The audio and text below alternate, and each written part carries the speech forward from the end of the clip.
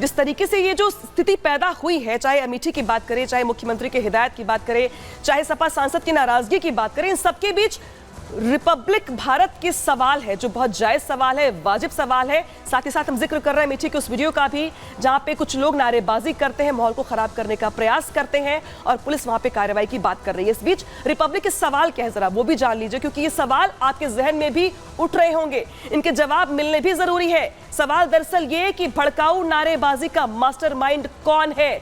कौन है जो युवकों को भड़काता है? कौन इनको कहता है, बताता है, समझाता है और भड़काता है ताकि ये युवक आके सड़कों पे निकल के नारेबाजी करते हैं? सवाल दूसरा क्या है? सवाल यह है कि मजहबी नारों से माहौल बिगाड़ने की क्या कोशिश की जा रही है? जिस तरीके से पूरे के पूरे चुनाव शांतिपूर्ण संपन्न हुए, बीते कुछ त्योहार शांतिपूर्ण संपन्न हुए, लेकिन ऐसे नारेबाजी के जरिए क्या कुछ लोग देश के माहौल को खराब करने की कोशिश कर रहे हैं? सवाल नंबर 3 ये कि देश विरोधी मानसिकता को आखिर हवा कौन दे रहा है? आखिर कौन हवा दे रहा है?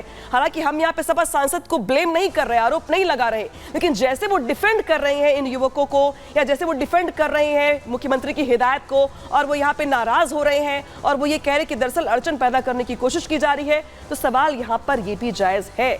सवाल अगला क्या? सवाल अगला ये कि क्या कुछ लोगों के लिए संविधान से ऊपर है उनका धर्म? क्या उनके त्योहार की जो परंपराएं हैं, क्या उनके रिचुअल्स और क्या उनके मनाने का तरीका, सब कुछ क्या संविधान से ऊपर है?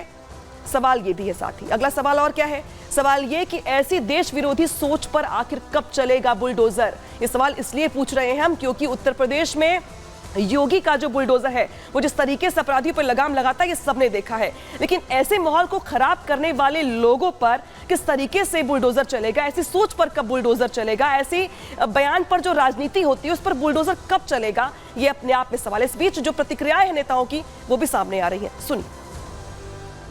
योगी जी ने जो बात कही है या जो और भी लोग कह रहे हैं, कोई भी सामाजिक धार्मिक कार्यक्रम हो वो श्रद्धा के साथ, शालीनता के साथ और शासनादेश के सम्मान के साथ होना चाहिए। इसमें किसी में कोई कंफ्यूजन नहीं है, और इसको भी अगर कोई इसको कम्युनल कलर दे रहा है तो वो ठीक नहीं है। इसलिए आप धार्मिक कार्यक्रम को श्रद्धा के साथ। उत्तर प्रदेश के मुख्यमंत्री जनता को गुमराह करने के लिए असत्य बयान देने का काम कर रहे हैं। कभी ऐसा नहीं हुआ कि मुहर्रम के जुलूस में पेड़ काटे गए हों या कहीं पर कोई ऐसी घटनाएं हुई हों।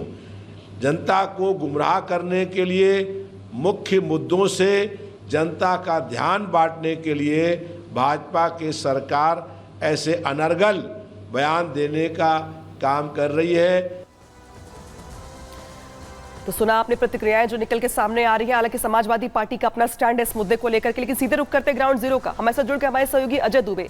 अजय, जिस तरीके से मुख्यमंत्री की ओर से जो हिदायत दी गई, जो बातें कही गई, वो बेशक शांति बहाल करने को लेकर के थी, लेकिन इस मुद्दे को लेकर जिस तरीके से राजनीति हो रही है वो बताने के लिए काफी है कि दरअसल तिल का ताड़ बनाया जा रहा है, साथ ही साथ इस मुद्दे पर सियासी रोटियां सेकने की कोशिश भी की जा रही है।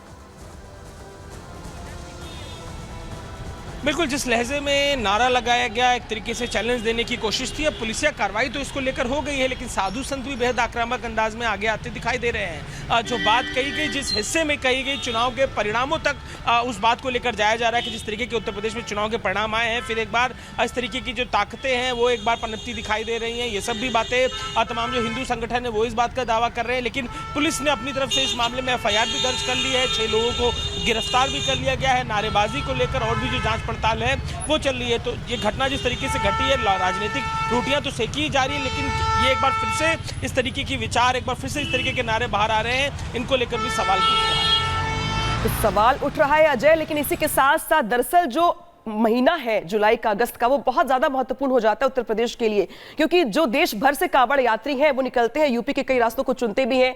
यूपी के भी जो लाखों श्रद्धालु होते हैं वो कांवड़ यात्रा लेकर निकलते हैं। इस बीच मुहर्रम के जुलूस भी निकलते हैं, ताजिया भी निकलती है, हमने ये भी देखा है। कई बार हमने ये भी देखा है कि दरअसल इसी जुलूस का मौका लेकर के, सहारा लेकर कुछ लोग माहौल को खराब करने का प्रयास करते हैं। इसको लेकर मुख्यमंत्री मीटिंग तो कर चुके हैं, लेकिन मुख्यमंत्री की मीटिंग को लेकर, चेतावनी को लेकर, हिदायत को लेकर तमाम पॉलिटिकल पार्टीज के अपने अपने स्टैंड है, अपने अपने मतलब है।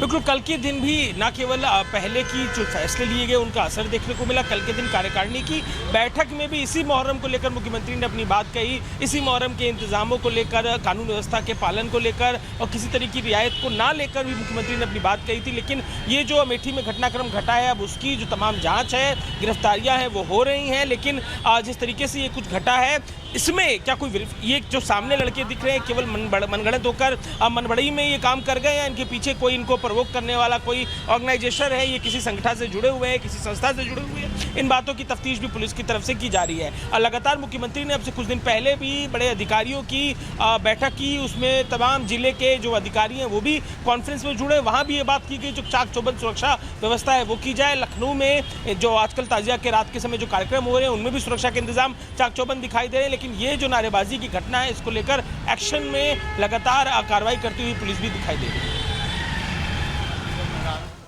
तो अजय आपके पास वापस लौटेंगे। इस बीच जिस तरीके से हम बता रहे थे आपको कि किस तरीके से प्रदेश के माहौल को बेहतर करने को लेकर मुख्यमंत्री की ओर से बयान दिया गया, बात कही गई। हालांकि अब इस मुद्दे को लेकर के जो सपा सांसद है वो अपनी बात अलग कह रहे हैं, जो धर्मगुरु है मुस्लिम उनकी ओर से अलग तर्क रखा जा रहा है। हालांकि योगी के बयान को लेकर के all India Muslim personal law board ने भी प्रतिक्रिया जारी कर दी है। उनकी ओर से क्या कुछ कहा गया है बता देते हैं आपको। दरअसल उनकी जो तर्क है वो बहुत अलग तरीके के है, क्योंकि उनका ये कहना है दरअसल कि सिर्फ मुहर्रम का जिक्र क्यों है, मुख्यमंत्री ने सिर्फ और सिर्फ मुहर्रम का जिक्र क्यों किया, जबकि मुख्यमंत्री की ओर से कांवड़ यात्रा से लेकर मुहर्रम से लेकर जो तमाम त्योहार आते हैं इस महीने में सबका जिक्र किया गया। और ये कहा गया कि त्योहार चाहे किसी का हो, किसी भी धर्म का हो, लेकिन नियमों के अंदर रहकर के मनाना चाहिए, उसको जिस तरीके से फॉलो करवाना है वैसे पुलिस करवाया जाए। तो कमाल फारूकी जो इस तरीके से और क्या कुछ कह रहे हैं आगे बता देते हैं आपको। उनकी ओर से यह कहा गया कि कांवड़ यात्रा का जिक्र क्यों नहीं किया गया। अब देखिए उनकी जो बात है वो यहाँ पे यहीं पर खारिज हो जाती है, क्योंकि इसी जुलाई के महीने में साथ ही साथ जिस तरीके से जब मुहर्रम होता है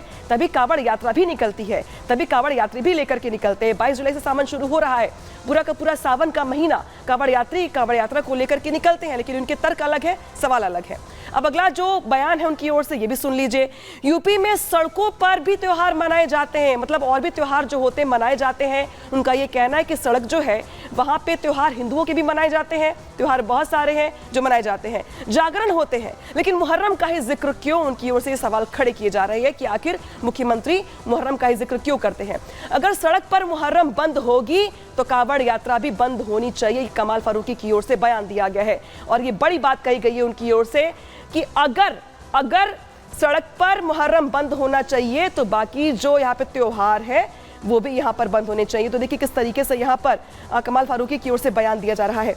हालांकि इस बीच इनके बयान को लेकर के भी जो all India Muslim personal law board ने पूरा स्टैंड अपना रखा है इस मुद्दे को लेके, तमाम सवाल खड़े किए हैं, बातें रखी हैं और ये भी मांग की है कि भाई अगर मुहर्रम बंद हो सड़कों पर तो बाकी त्योहार भी बंद हो सड़कों पर। अब इस मुद्दे को लेकर के हिंदू धर्मगुरु जो है उनकी ओर से भी बयान सामने आ गया है, क्या कुछ कहा जा रहा है उनकी ओर से वो भी जान लीजिए। आपको लग रहा है कि मुहर्रम बहुत गलत है, नहीं होना चाहिए, मान लिया आपकी बात, अच्छी बात कही, सब सुनी जा, सारी रामलीला, सारे जितने भी गुरुओं के प्रोसेशन निकलते हैं सब बंद हो जाने चाहिए। धर्म की लड़ाई है, वर्चस्व की लड़ाई है, कॉन्स्टिट्यूशन की लड़ाई है। मजहबियों को विशेष सुविधा मुहैया कराई जाती थी, पर्व और त्योहारों में भेदभाव हुआ करते थे। वहीं जब हिंदू के त्योहार आते थे तब इतनी सुविधाएं नहीं दी जाती थी, लेकिन जब मजहबियों के त्योहार आते थे, किसी पंथ के मजहबियों के त्योहार आया करते थे तो सड़कों को खाली करा दिया जाता था, प्रशासन को हाई अलर्ट पे रख दिया जाता था, जगह जगह जो है हिंदुओं को घर में ही अरेस्ट कर लिया जाता था उनको। अब उस प्रकार से कहीं कोई भेदभाव की स्थिति नहीं है।